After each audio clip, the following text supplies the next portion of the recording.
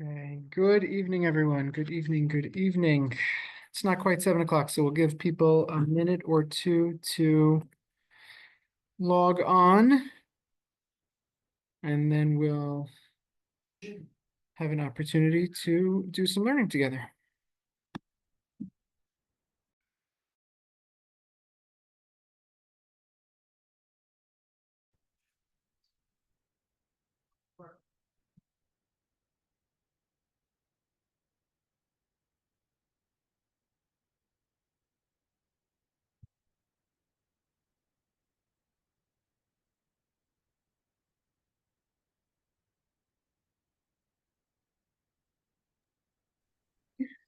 Okay, thrilled to have the opportunity to do a little learning with everyone tonight. With your permission, I'm recording the class in case people aren't able to join. Some people are traveling, some people are away. Judge Glasser, honored to have you with us. Okay, so maybe I'll just catch everyone up for a moment, and then we'll jump into our topic for the evening. Can everyone see and hear? Yes, mostly. All right, extra points to everyone who has their video screens on. Wonderful to have you with us. Last time we talked about the life of Rabbi David Oppenheim. And I'll just mention in passing, we were at the Center for Jewish History today, the special exhibit curated by Dr. Ira Rizak, Jewish Center member. And there is a coin, not a coin, a medal minted in honor of Rabbi David Oppenheim. The exhibition is still on through the middle of January, so you can keep current. Prague actually figures very prominently in the exhibition. So David Oppenheim passed away in 1736. And the period that I want to look at with you today takes us to the second half of the 18th century, where things really start to get quite complicated. And there's a lot of upheaval in the second half of the 18th century. But to get there, I want to introduce you to our hero for the evening, a man who's known to posterity as the Noda, which was the name of his seminal work. But we know him as Rabbi Yecheskel Landau.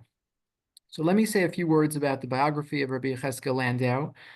Before we get to Prague. We'll find out how he ended up in Prague, and then I want to talk a little bit about his life in Prague, and then I want to focus with you on some of his works, and specifically at the end we'll have a chance to share and learn some of his thoughts that pertain directly to Chanukah, as we'll begin celebrating tomorrow evening.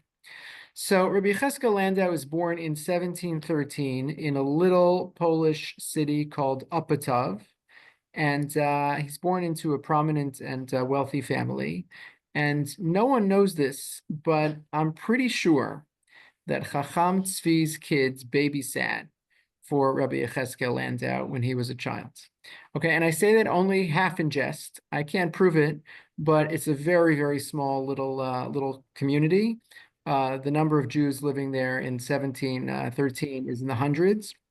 And it just so happens that Chacham Tzvi spends 17, 14, 15, maybe 16 in and around Opatov. So Chacham Tzvi's family surely knew the Landau family. Obviously, Chacham Tzvi is a generation or two older and wouldn't have known Rabbi Yecheskel Landau in adulthood, but their families certainly would have overlapped and known each other in Opatov. Okay, so little Yecheskel grows up, and at the age of 18, he marries, and he enters a klois. A klois is, as we talked about in the past, a privately funded study house. And he spends the next several years in Brody, in a very prestigious klois in the Polish city of Brody. In 1745, he becomes the rabbi of a city called Yampol. We don't really know too much about what brought him to Yampol or what it was that attracted him to that community, but the Jews of Yampol were privileged to have such a luminary as their rabbi for a number of years. In 1751, controversy envelops the entirety of the Ashkenazic Jewish world in Europe. In 1751, the controversy that became known as the Emden-Eibeshitz controversy breaks out. There's a lot to say about this. Rabbi Jacob J. Schachter, who was my predecessor, lectured many times at the Jewish Center on this topic and has written quite a good deal about it. I just want to say the two words about it in as much as it pertains to our character this evening and its role in the story of the Noda B'Yehuda and Prague. So very briefly, as you know, in 1751, Rabbi Yaakov Emden accused Rabbi Yonason Eibeshitz of being a crypto-Sabbatian. Remember, Shabtai Tzvi revealed himself as the Messiah in 1665, apostatized in 1666, and died in 1676. This is ancient history. This is 75 years after the death of Shabtai Tzvi, and yet the world is still filled with crypto-Sabbatian secret followers of Shabtai Tzvi. Yaakov Emden accuses Yonason Eibeshitz of being one of these crypto-Sabbatians. Yonason Eibeshitz is one of the Gedolei Hador. He's the Rabbi of many prominent Gedolim, Rosh Yeshiva, community rabbis in Europe, and this is a stunning allegation. Yonason Eibeshitz was in the habit of issuing Kabbalistic amulets to people who were in need of a refuah shlema, pregnant women. And it was discovered that some of those amulets secretly contained coded references to Shabtai Tzvi. Rabbi Yaakov Emden initiated a massive campaign to discredit Rabbi Eibeshitz and shine a spotlight on what he considered outright heresy. Okay. And the controversy dragged on, and as I said, came to envelop almost the entirety of Ashkenaz, really for the next two decades. Okay. So I bring this up just to call your attention to the small piece of the story that affects us. So in 1752, writing from Yampol, Rabbi Cheskel Lando published an open letter in the hopes of bringing the controversy to a close. And I share with you an excerpt from that letter. We have it in its entirety, and my teacher, Rabbi Schneur Lyman, translated this letter. And I want to look at an excerpt from it with you. I have it for you as source number 1 on your source sheets. Okay, so here's the excerpt. We learn from our elders and from our sages that the book of Kohelet was vindicated because it opens and closes with fear of heaven. So too the Gaon Rabbi Yonason opens and closes with fear of heaven. His great and assiduous study of Torah is common knowledge. From his youthful days until today, he has always been associated with the yeshiva. He studied Torah and taught it publicly. Surely such a person cannot be the cause of sin. His righteousness, humility, and good deeds are widely known. Many have turned from sin based upon his words of rebuke. Who else in this generation can preach so effectively? I've heard reports from honest observers that with the breath of his lips, the wicked detest their ways. Just by his words, Rabbi Yonason Eibeshitz is able to cause people to return to the ways of Torah. Despite all the praise of the Gaon Rabbi Yonason, I made every effort to decipher the amulets in a manner that would not lend support to the nonsensical teachings of the Sabbatian fools, but did not succeed. I wanted to be Melamed Tzlus. I wanted to look at the amulets and say, no, it can't be. These have nothing to do with Shabtai Tzvi. But that's not what I discovered. I know full well that the Gaon Rabbi Yonason will be greatly angered by my decision. I'm deciding that the amulets are Sabbatian. But what can I do? Flattery will not influence me. Truth is more beloved than anything else. Indeed, what I have done is for his benefit, for I have removed the stumbling block from the midst of the people. For even if the amulets are entirely pure, without perversion and crookedness, they have become a stumbling block for the community of Israel. They're a cause of great controversy. They provide support for the sinners, the believers in Shabtai Tzvi. The sinners count Rabbi Yonason among their own. They say, we have a rabbi among us. We have found a Tana who supports us, and relying on his reputation, they have sought to seduce many astray. Let all amulets, now here's his recipe for how to close the controversy. Let all the amulets issued by the Gaon Rabbi Yonason be stored away under the threat of a ban. By decree of the watchers, the Gaon Rabbi Yonason may never again provide anyone with an amulet. He must swear to that effect. Once he agrees to the above, what else can the Gaon possibly do in order to clear himself? He is written everywhere, and even to this country, requesting that a ban be placed in his name on all the wicked ones, the believers in Shabtai Tzvi, may their name be blotted out. Rest assured, I am aware of my faults and deficiencies. They are more in number than those listed, but I swear that I have come forward neither because I love nor detest a particular person. Whatever is said here, I've weighed on the scales of justice in order to judge favorably. I'm dispassionate. I'm impartial. My goal is to bring shalom to the parties involved. Okay. And this is a letter that gets the attention of everyone involved. And the beauty of the letter is it proclaims the innocence of Rabbi Yonasan Eibeshitz. We don't have to put him under a ban. We can preserve him and preserve his dignity and his identity, but we're going to get rid of the amulets, and he's not going to issue any more amulets, and we can have a pshara. We can have a compromise where everyone ends a winner. As Schneur Lyman put it, thus, Landau was persuaded that Eibeshitz was a Sabbatean. He was also persuaded that Eibeshitz was one of the greatest masters of Torah in his generation. And so there was a way, Rabbi Cheskel Landau believed, to have our cake and eat it too, to be able to say, Yaakov Emden, you're right, these amulets are deeply troubling and deeply problematic. And as long as we can put them in Rabbi Yonasan Eibeshitz's past, we can allow Rabbi Yonasan Eibeshitz to continue teaching and preaching and doing all the wonderful things that make him such a great person.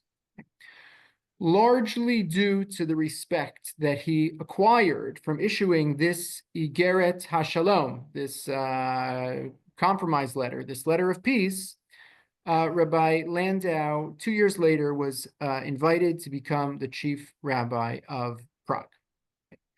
And at this time, the Jewish population of Prague continues to be makes it either the largest or among the largest Jewish populations of any city in Europe. So it's a very prestigious rabbinic post. In some moments in the past, as we saw, for instance, when Rabbi David Oppenheim was appointed to be the chief rabbi of Prague, was a split position. So he was the head of the Beis Din, but Rav Avraham Broda was the head of the yeshiva. The positions are consolidated, and in this case, to be the chief rabbi of Prague, Rabbi Cheskel Landau is both the head of the Beis Din and the head of the yeshiva. He is the undisputed head of arguably the most or one of the most important Jewish communities of the 18th century. Okay, so what's happening in Prague when Rabbi Cheskel Landau arrives in 1754? The Empress of the Habsburg Empire in 1754 is Maria Theresa. Now, I've mentioned over the past number of weeks that the history of the Jews in Prague in the early modern period is very uneven. Sometimes they're sailing along and they're doing quite nicely, and sometimes they're being persecuted and even expelled. And this happened in 1744 under the watch of Maria Theresa. Okay, she was the eldest daughter of the Holy Roman Emperor Charles VI, and when Charles died in 1740, Maria Theresa became the empress, and that touched off a war that was known as the War of Austrian Succession, 1740. During the course of the war, she successfully defended her rule over almost the entirety of the Habsburg monarchy, and was a super successful ruler. To judge by her political and military accomplishments, she ruled as an autocrat for the next 40 years.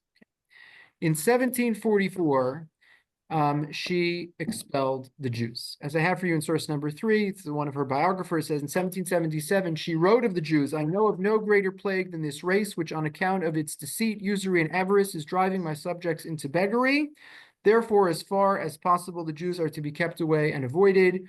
She had no soft spot for Jews. Okay, and I have for you, maybe just look at it very briefly in the interest of time, because it's a fascinating source, but source number 4, we actually have firsthand testimony of the expulsion. Sometimes we say, expulsion, at least it wasn't a pogrom, except that sometimes an expulsion is also a pogrom. And this was the case, as you can see. Maybe source number 4 didn't make it onto the source sheet. I apologize. So I will just read for you an excerpt.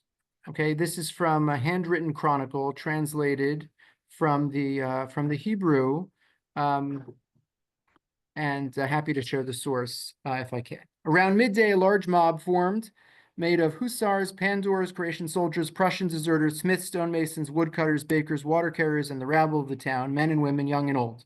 Okay, this is a Jewish survivor who writes about this mob. They were armed with all sorts of weapons. They marched toward the Jewish quarter. The guards, who had been placed there to protect the Jews, immediately joined them. The people who are supposed to protect the Jewish community start joining the marauders. They surrounded the Jewish quarter and broke down the gates of the doors. No lock could withstand them, and they soon filled the whole Jewish quarter. They fired into the windows of the houses. The Jews quickly hid in the cellars and attics. The hiding places were so crowded that children were crushed to death, and some people fell from the lofts onto the street in their desperate fear. Bezalel, son of Yosef, who was an exceedingly pious person, was murdered as he was putting on tefillin around his hand and arms. Another devout person named Gabriel, son of Rabbi Moses of Mainz, was also killed, as were 13 others. Nobody was spared. Men, women, children, the old and children were murdered. Over 300 were injured, among them invalids and pregnant. I see you. Jews were Are we having targeted. Jews were tormented and tortured to find out where they had hidden their wealth and treasures. This goes on and on. It's a terrible, terrible scene. So riding high, as we've seen, court Jews and prominent Jews and David Oppenheims of the world, okay, and that all counts for not a hill of beans. The Jews are the victims of this pogrom, expelled in 1744. In 1748, they're readmitted, but there's a Jew tax. So now, as if taxes weren't high enough already, for the privilege of living among these, Jesuit anti-Semites and the rest of the rabble who, 4 years ago had carried out this, for the privilege of living in Prague, you get to pay a special tax because you're a member of the Jewish community. Okay. So here we are. This is very recent history, okay? Jews expelled in 1744, Jews readmitted in 1748, and now 1754, Yechezkel Landau arrives from Poland to become the chief rabbi of Prague. Okay. So now let's zoom out. Okay. The second half of the 18th century, there are major, major events shaking the world and shaking the Jewish world. It wouldn't be an overstatement to say that the world was undergoing cataclysmic changes.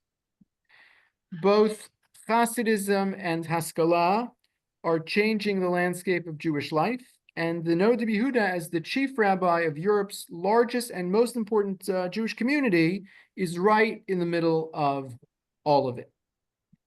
Just say one historical event from 1766, which is just something that's important to have in the back of our heads. There's a famous episode called the Get of Cleves, which also created, was kind of a cause célèbre and attracted attention from communities all over Europe. The event took place in Frankfurt. The short version of the story is that there was a case of a questionable divorce because the man who was divorcing this woman was deemed or thought to be non-compos mentis, and someone who is not a bardas, someone who's not able to make normal decisions with a thinking capacity. Such a person is not permitted to issue a get. So was he actually married in the first place? Is he qualified to issue a get? So and again, if he can't issue the get, then this woman becomes an aguna. So there's high stakes here. It's a big issue and a big controversy. And Rabbi Yechezkel Landau issues his opinion. He validates the divorce and says it's fine. The union is dissolved. This woman is permitted to remarry. And the Frankfurt court is so incensed by this psak of Rabbi Yechezkel Landau that they say, we don't accept this, and they make a decree that no member of the Landau family can hold a rabbinic position in Frankfurt for the next three generations. Okay. Now, let me say something about the diplomatic role that Rabbi Yechezkel Landau played, and I actually mentioned this in Shabbos Shuvah Drasha a year or two ago. In 1780, Maria Theresa dies. In 1780, Maria Theresa dies, and Rabbi Cheskel Landau delivers a public eulogy in her honor.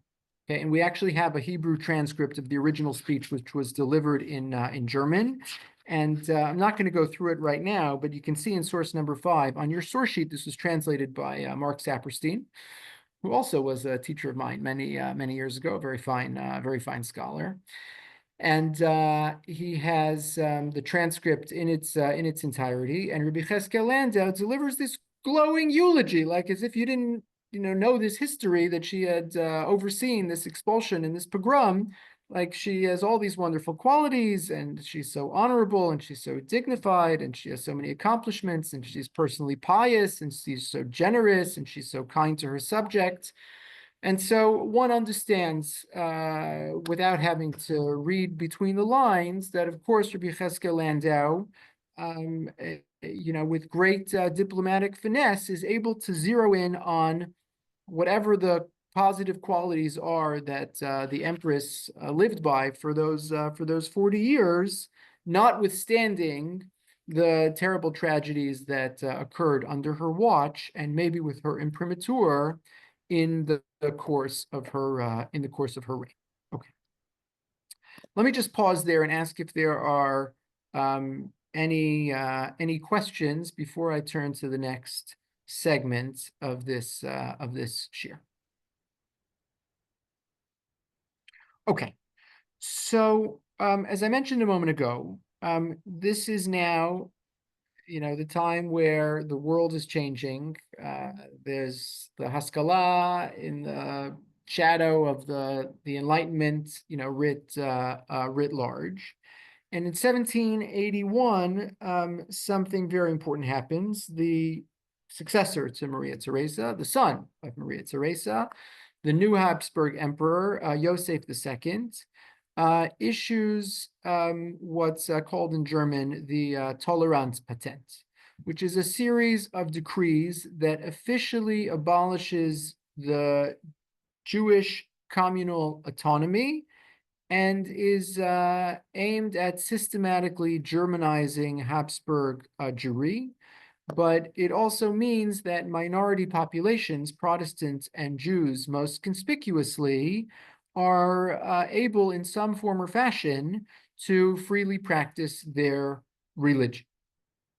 So it's complicated because now the world is opening up, and literally or figuratively, the Jews are invited, it doesn't happen in one moment, but invited to leave the ghetto. So how do we view that? That's not happened before. This is, as I said, like life-altering, world-changing, and the rabbinic establishment has to come to terms with this new reality. Are we celebrating? Are we opposing? Are we running away? Are we navigating, negotiating? What do we do?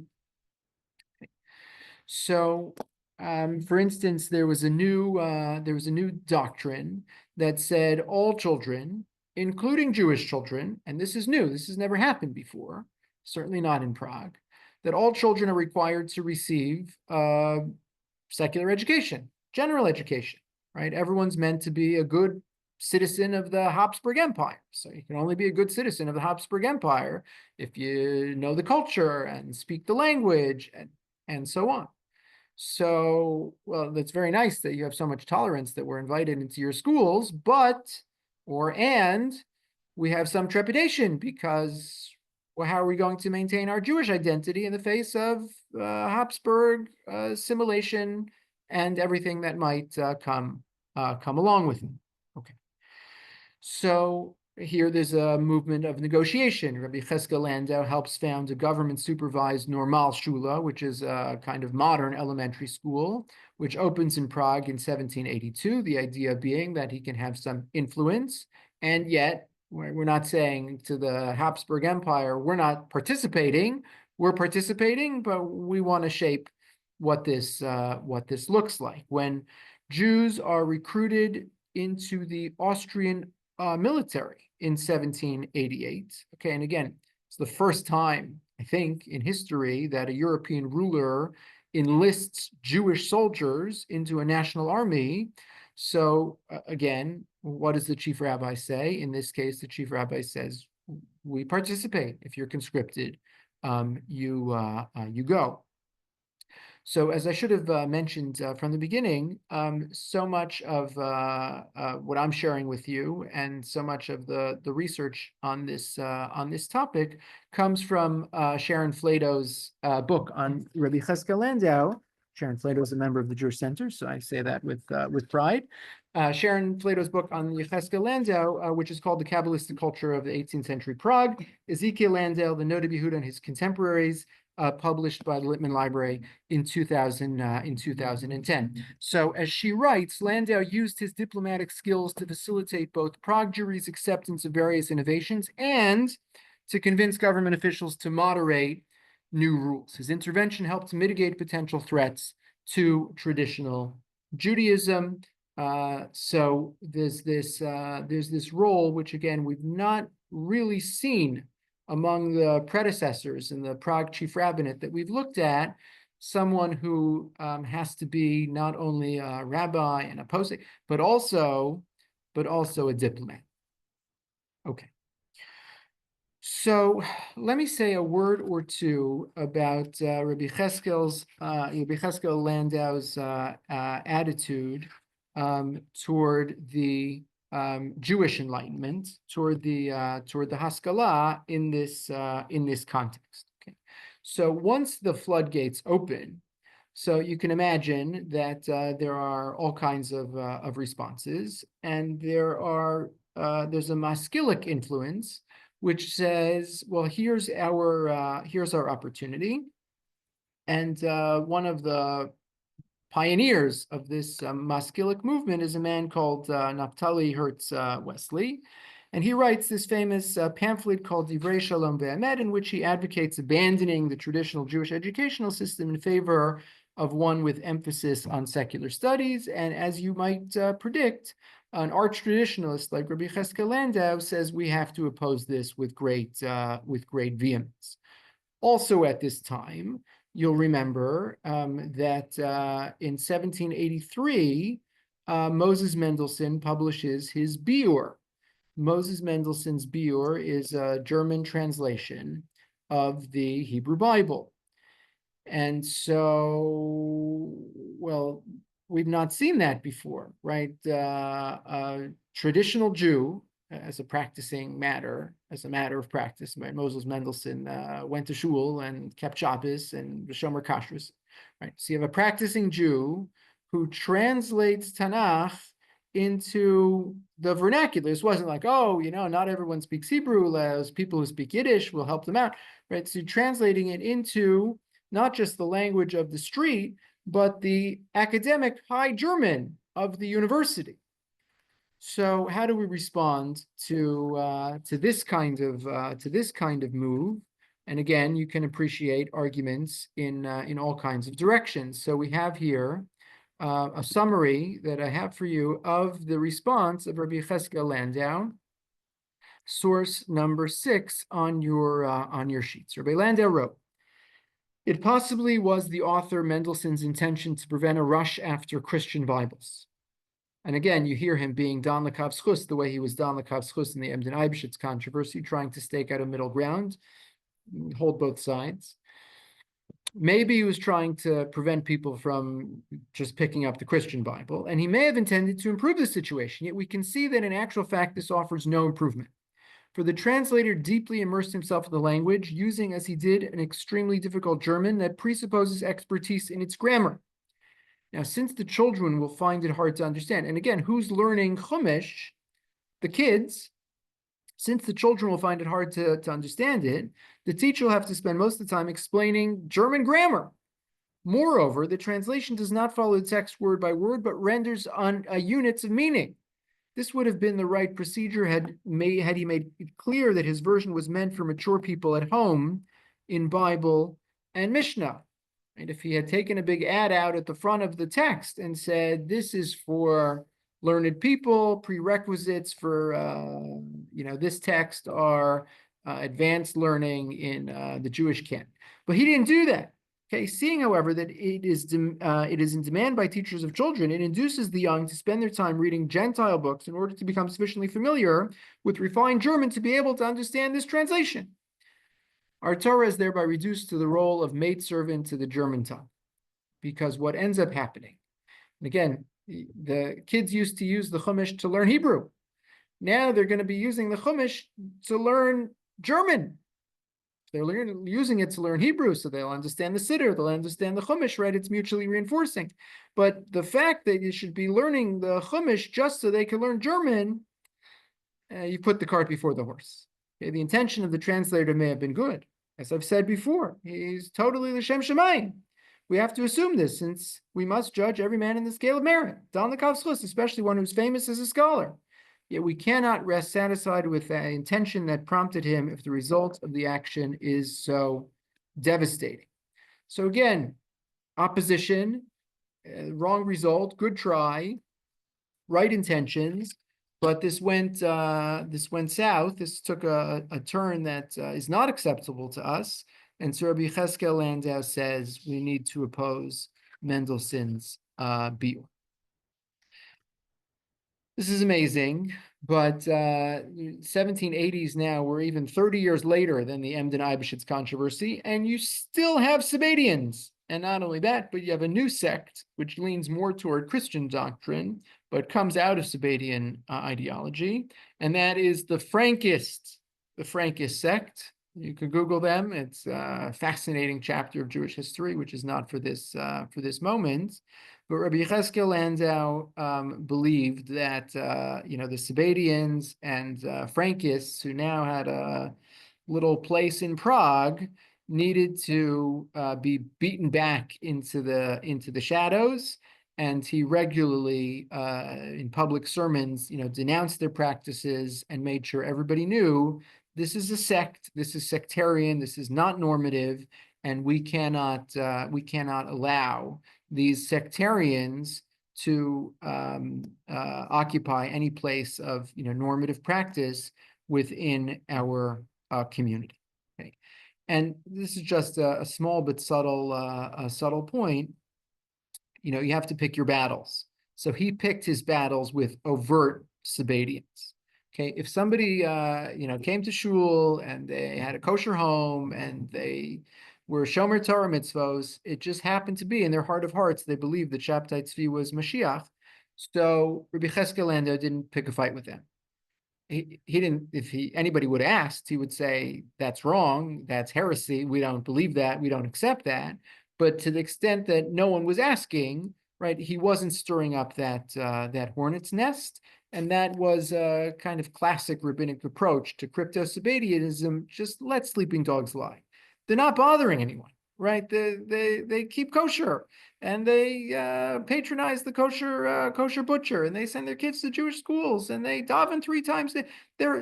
So we don't need to ask too many questions about theology, right? That was just this approach to crypto-Sabbatians. They'll kind of wither away over the course of time. Okay. Now, let me say one word about Hasidism, and then I want to turn to the Zohar and to Rabbi Cheskel Landau's orientation toward Kabbalah. So again, cataclysms, enlightenment, Jewish enlightenment, emancipation, and Hasidism. Okay, this is all new. I'm saying when we were in the 1720s, so the Baal Shem Tov was born in 1696. So he's barely on the Jewish map.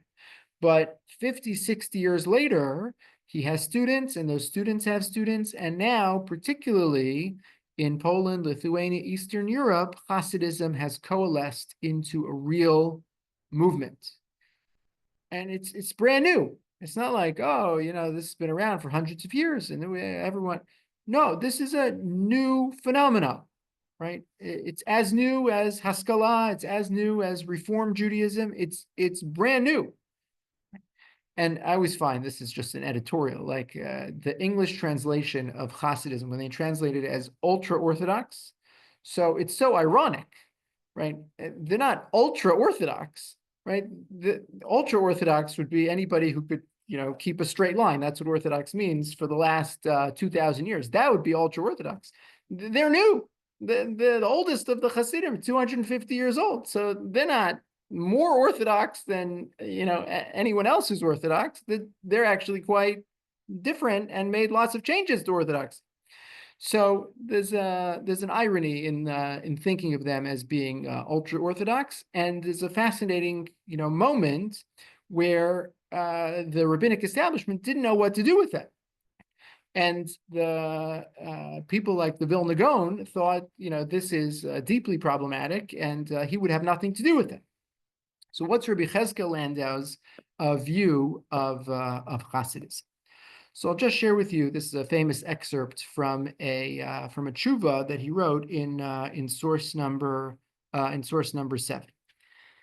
Rabbi Cheskel Landau was none too pleased with Hasidism. Okay. And so in source number 7, he writes the following.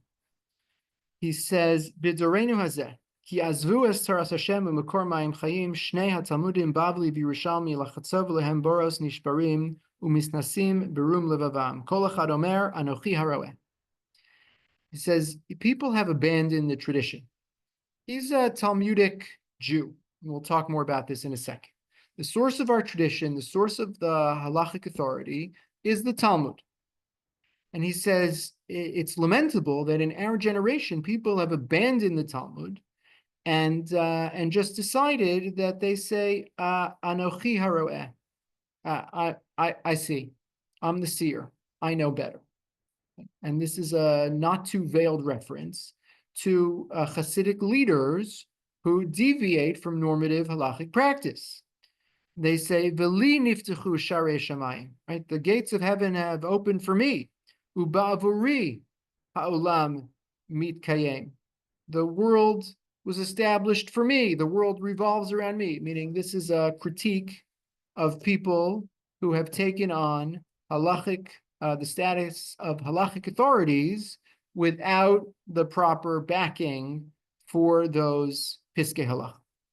Okay, Eluhem machrive hador. These people are destroying the generation. V'hador he'asom hazeh ani omer yesharim darchei Hashem v'tzadikim yelchu bahem v'chasidim yikash luvam. It's a play on words, a pasuk in Hosea. You have to follow the straight path. You have to follow the true tzadikim. And again, this was a pitfall of the Hasidic movement that people were worshiping the tzadikim. Rabbi Cheskel Landau says it's a trap. Okay. והרבה היה לי לדבר מזה, אבל כשם שמצווה לומר דבר נשמע, כך מצווה שלא לומר דבר שאינו נשמע, והשם ירחם עלינו. Very powerful statement. He says, I have a lot to say, but I also know that the same way it's a mitzvah to say things that will be listened to, it's also a mitzvah to not say things that won't be listened to. And so I'm going to stop right there, and Hashem should take care of us. Okay, this wasn't the only place that he publicly went on the offensive against Hasidism, but it's maybe the most strident.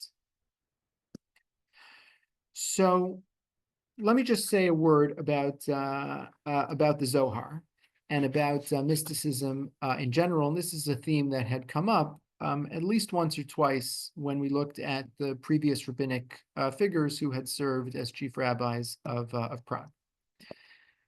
Particularly in the 17th century, we have a phenomenon where Kabbalah is popularized. Okay? In the age of print, anything can go to print. And Kabbalah, which had been in the hands of a select few, the elite, the initiated, is now open and accessible to lots and lots of people, including people who aren't necessarily equipped to identify its meaning or its value, and this becomes a problem.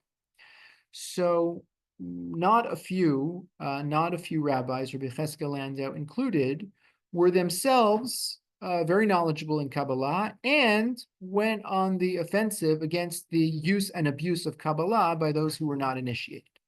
So this is actually a point of debate among the scholars, and Shari Flato has her own view on this. The conventional wisdom is that by and large, Rabbi Yecheskel Landau felt that particularly because the Sabbateans, including the Frankists, and the Hasidim were such proponents of Kabbalistic texts and such users of Kabbalistic texts that Rabbi Cheskel Landau tipped the scales in the other direction and said, we're not meant to rely on these texts. We're not meant to get too involved in these texts. And so the dominant force in his halachic writings, the dominant force in his preaching is the wisdom and the halacha of the Talmudic tradition. And again, it's the Talmudic tradition, not just because we follow the Talmudic tradition, but it's the Talmudic tradition in opposition and as a counterweight to those who prefer to put their stock in Kabbalistic sources. So there are a number of works that Rabbi Cheskel Landau left to posterity. His most famous and most important is the Noda B'Yehuda, which is a work that contains, by the time we're done, some 850 tshuvos. But he also has commentary on a number of Masechtos in the Talmud Bavli. They're known as the Tzlach, Tzion Lenefesh Chaya. And he has sermons and eulogies that were published as well. And he also has a commentary to the Shulchan Aruch known as the Dagul Meravava, a number of other texts which still remain in manuscripts. Okay. So let me pause there and just ask if there are any questions on anything we've looked at so far, the biography of the Noda B'Yehuda. There's so much to say, right? We could spend a whole semester on the Noda B'Yehuda. His life kind of spans and captures, it's like a microcosm of, the early modern period, the early modern Jewish history. You could pause and zoom out, on any one of these topics, and there'd be lots and lots to talk about. So I'm just hitting the headlines, and I hope you'll forgive me because we're trying to cover the Noda B'Yehuda in just one session. Hi, Rabbi. What is the definition of sectarians and Sabbatians? Definition of sectarians and Sabbatians. So that is a great question. So a sectarian is someone who is a sect, right? Think of the Karaites, think of the Samaritans, right? So if you ask the Karaite, you say, "Are you who are you?" They say, "I'm a Jew." But from the inside, from the rabbinic tradition that we have, right, we consider them to be outside the norm. And people could debate, and it's a big question, what constitutes outside the norm? I think I said in a class a couple weeks ago, Neture Karta in 2024. I mean, at what point do you say, we can all agree, Jews for Jesus, they're outside the norm?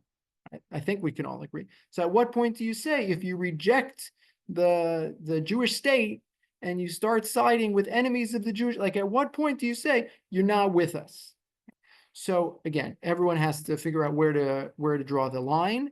As the chief rabbi of Prague and the most prominent Jewish community in the world, so Rabbi Cheskel Landau was saying, here's where I draw the line. These people are over the line. Sabbatians in 1665 would have been very easy to identify. They're people who sold their houses and said, we're heading to the promised land because Mashiach is here and his name is Shabtai Tzvi. After he apostatized, and certainly after he died, much harder to identify who is a Sabbatian. That being said, sometimes we know based on a practice or a belief or a writing, big topic. Does that help answer your question? Yeah, that's really helpful. Thank you. And what was the third group you mentioned? I think there was a third group. The Frankists? Yeah. The Frankists, yeah. So the Frankists are like an extreme version of the Sabbatians. They come onto the scene. They're followers of a man called Jacob Frank. Google him. I think that's the best. You'll find that it's quite an over the line by all accounts. Leans much more toward Christianity than Judaism, but the roots were in the belief in Shabtai Tzvi as the Messiah. Thank you. Okay, so I just want to share one example. And again, the most famous book that Rabbi Cheskel Landa left us is this series of response literature, which we talked about a little last week, the genre we talked about last week, his book, the Noda B'Yehuda. So I just want to share one quick excerpt from the Noda B'Yehuda because it's well known and it actually kind of generated a lot more literature on very important topic. Okay, so this is source number 8, and again, this is picked almost at random, right? There are hundreds of tshuvos that we could be looking at. This one just happens to be a little more well known and is kind of always relevant topic. Source number 8. So, how does it work? This is a response to someone who has written to him from another place with a halachic question, and in this case, the author of the question himself had a proposed solution, and he wanted to know, Rabbi Landau, this is the question. This is what I think the answer is. Do you agree? So, what was the question? Source 8. Aldas kuntresav asher shalach ilai asher harich maracha benidon hashela sheba alav mikihila kedosha London. It's a question and an essay that I received from London. B'maseh she'irasham, a real event, something that actually happened there. What happened? Be'echad shechala b'cholia evan b'kiso. Someone was fell ill, and they had some kind of ailment, gallstones, something like that. The rofim chatchu kedarkam be'esek refuah b'maka kazu, below also lo tshufa umes. And the surgeons went in, we're in the 1780s. I don't think we have a date for the tshuva, but let's just say 1770s, 1780s. And medicine is not what it is in 2024. And the doctors go in, they try to do what they could do, and they're unsuccessful, and the patient dies. V'nishalu sham, chachmei ha'ir. And now the elders of the city, the wise people of the community, ask the following question. Im mutar lachtof beguf hames b'makom hazeh kedei lir'os b'mofes shorash hamaka hazos kedei lislamid mizeh b'anhagas harof mikan lahaba. They want to do what we would call, in contemporary parlance, an autopsy. Science is, they know as much as they know, but here's some condition that they obviously were unsuccessful at treating. Can they go in, perform an autopsy, try to learn something more about what happens here so that the next time this comes up, they'll be in a better position to treat the patient? Very reasonable question. That if this should happen again, they should know what would be required in such an operation to save this patient. And they could reduce, we use this terminology still in the 21st century, have a less invasive procedure because they'll have more knowledge of the anatomy or the biology or the ailment, whatever the case may be. If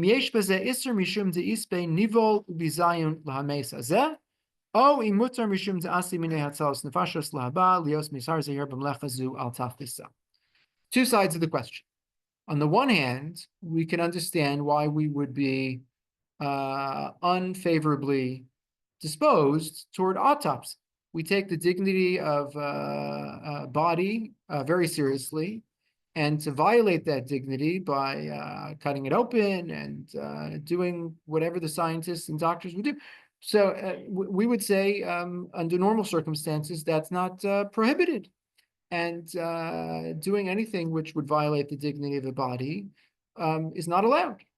Or do you say maybe that issue should be overridden by the compelling interests of the medical community, should this issue ever arise again, we'll be in a better position. Can't say with any certainty, it's all kind of exploratory, but we'll certainly know more than we know now. We hope we will, so that should this come up again, we'll be in a better position to treat a patient. Who knows? Maybe we'll save a life by the information we learn in this autopsy. Okay. So I just have some excerpts from this responsum, but I'll share them just in brief with you, where the Noda Yehuda writes the following. So the author said they wanted to compare it to another case where there was another patient who stood to benefit from the autopsy. And the Noda Yehuda writes, "Aval b'nina didan ein kan shum chola hatzarich lezeh, rak sherotzim lilmod chachmazu, ulai yizdamen chola sheyetzarich lezeh. V'adai delo dachinin mishum chashasha kalazu, shum iser Torah o afilu iser d'Rabban." He says, look, if there were another patient on the operating table suffering from the same malady, and you had a case to make, we could save this patient if we just knew more information based on the autopsy we did on the first patient. But that's not the case. This is all a hypothetical construct. For all I know, the Rabbi doesn't say this, I'm putting words in his mouth, but he says, for all I know, this is sui generis. This case will never come up again. And you'll have violated the dignity of this body for no purpose at all. So he makes this very important distinction, which gets picked up on and amplified in later generations. If you were to tell me that there's a clear and present need, so then there really might be a clear and present need to do an autopsy, and it might be very well justified. It might even be required. But just for the sake of scientific advancement, on the theory that maybe, perhaps, one day that's not, he says that's not compelling enough for me to say that an autopsy can be justified. In the time that we have remaining, I just pulled from lesser known sources a couple of drashot, and presumably these were actually sermons delivered by the Noda Yehuda to his community, and then subsequently committed to print in honor of the holiday of Chanukah. And it's a window onto a kind of way of thinking, which is, in some ways, very kinds of familiar to us, and in other ways, I think you'll see maybe also a little unfamiliar.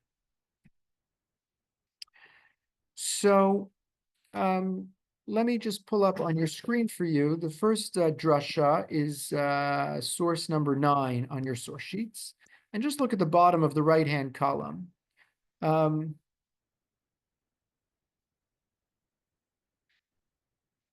Okay. So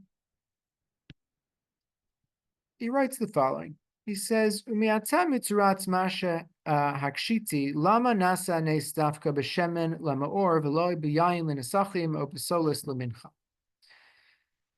So I'm not sure if we ever thought of this question. I certainly can say I never thought of this question. But he says, there's a miracle that happens on Chanukah. Why does the miracle happen with the oil for the menorah? Why didn't it happen with the wine that's used for the nesachim, for the libations? Why didn't it happen with the flour that's used for the korban mincha? There are lots of ways that miracles could have happened in the rededication of the temple. He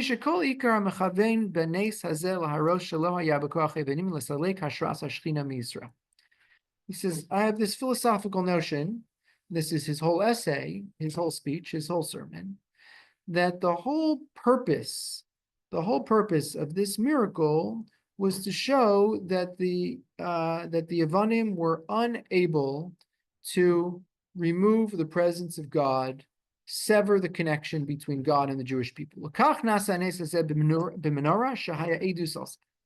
that's why the miracle happened with respect to the menorah, because it's the function of the menorah to reflect on the relationship between God and the Jewish people. ולפי שבנס הזה ראו אור גדול, השרת השכינה בישראל, כבר היו שבעים מזיו השכינה מעין עולם הבא, שאין בה לא אכילה ולא שסיע, רק צדיקים יושבים, לא היה כאן מקום לקבוע ימי משתה ושמחה דברים גשמי. And he says, because the whole miracle is meant to be spiritual in nature, and it's meant to demonstrate the relationship between God and the Jewish people on a spiritual level, he says that explains another phenomenon, which is why, unlike Purim, there's no physical manifestation or physical celebration that we do on Purim. There's Mishloach Manos and there's a Suda. There's no Suda. Why isn't there a Suda? Have a festive meal on Hanukkah. He says, no, because we're not interested in celebrating physical phenomenon. We're interested in highlighting a spiritual phenomenon. Rak meorei or shehu me'ein olam haba, ma she'ein ken b'mei Mordechai ve'Esther lo haya zecher b'nei sahu la'ashras shechina b'Yisrael. So you didn't have that on Purim.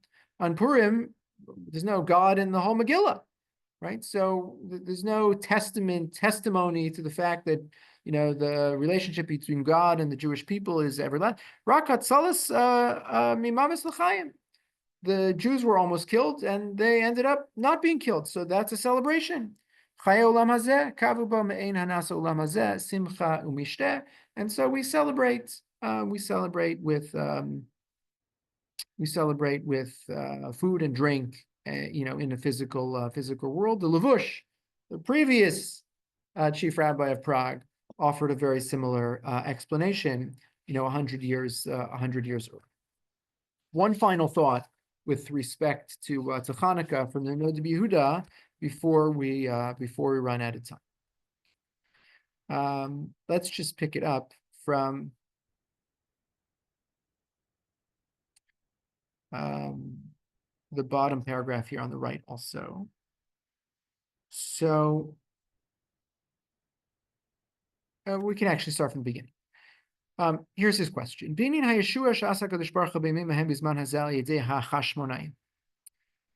miracle happened. Who are the heroes of the Chanukah story? The Chashmonaim. The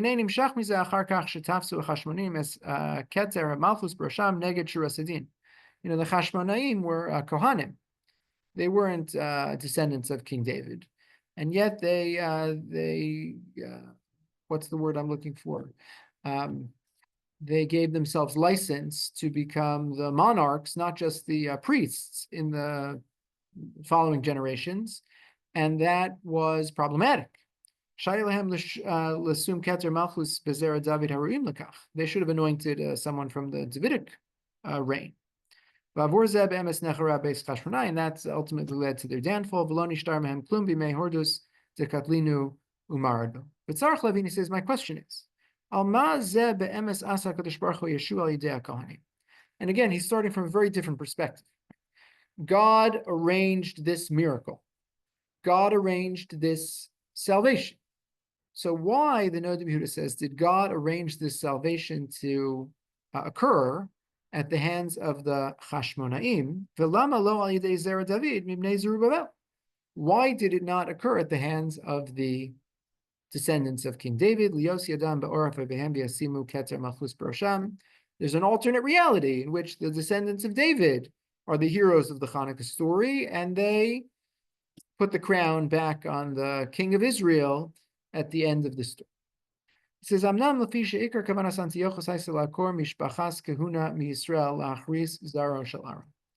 He says, what you have to understand is that Antiochus had a plan, which was to end the notion of priesthood in Judaism once and for all. This is why he was so interested in defiling the temple, the Tibata Kedushas Yisrael, and eliminating the sanctity of Israel. We don't learn this one in grade school, but this is from Megillas Tainis, an ancient Jewish source, which says that in the time of Antiochus, there was a terrible decree which has other analogs in the Middle Ages. The decree was every new bride, before she is taken to the wedding canopy, is handed over to the governor, and he gets to sleep with her before the wedding night. He says, let me explain to you the significance of this decree in halachic terms. V'nei ones b'Yisrael mishrashar. God forbid, if a woman is raped, in Jewish law, she is permitted to return to her husband. Amnam hakohanim ones asur lehem. That does not apply in the case of a Kohen. If the wife of a Kohen is the victim, God forbid, of this kind of violation, then she is not permitted to return to her husband. So the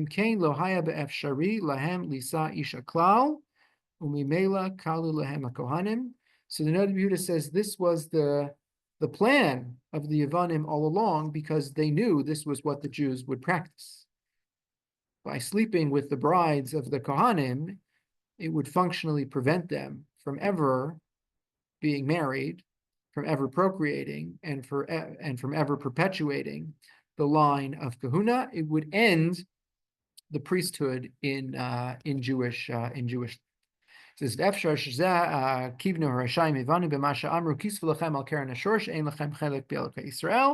it's another famous medrash which says that the Yevanim commanded the Jewish people to write on a keren hashur, on a ram's horn, or on an ox's horn, that you, the Jewish people, have no chelek, have no portion in Hashem.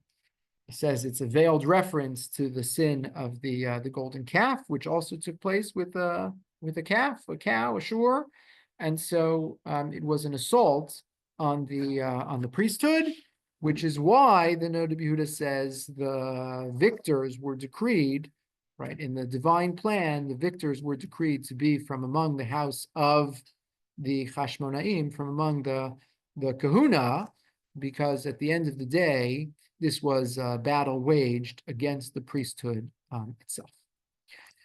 So we're out of time. I'll just conclude with one final remark, having looked at these 7 really extraordinary individuals who at one point or another played very prominent roles in the history of Prague Jewry. And it's, on one level, unsurprising. This 200-year period, there's going to be a lot of diversity. But on the other hand, there is something remarkable, truly remarkable, about the leadership of this community. Just within this period that we call early modern Jewish history, we've seen 7 almost entirely different rabbinic profiles. Okay, the Maharal is the philosopher, and the Kliyakar is this poverty-stricken preacher, and the Tosos Yom Tov devotes his life to the perpetuation of Mishnah, and the Levush is a halachist who competed with the Shulchan Aruch, and the Shla is a Kabbalist and a kind of proto-Zionist, and Rav David Oppenheim is a court Jew, who's a philanthropist and a book collector who published no books, and finally the Noda B'Yehuda, who's this halachic authority, an opponent of Hasidism, an opponent of Haskalah, an opponent of Sabbatianism, who is also a skilled diplomat and politician. And how extraordinary to look just at one place. Prague's not that big a city. Just to look at one locale and to see the extraordinary rabbinic personalities that emanated from this place over the course of these 200 years.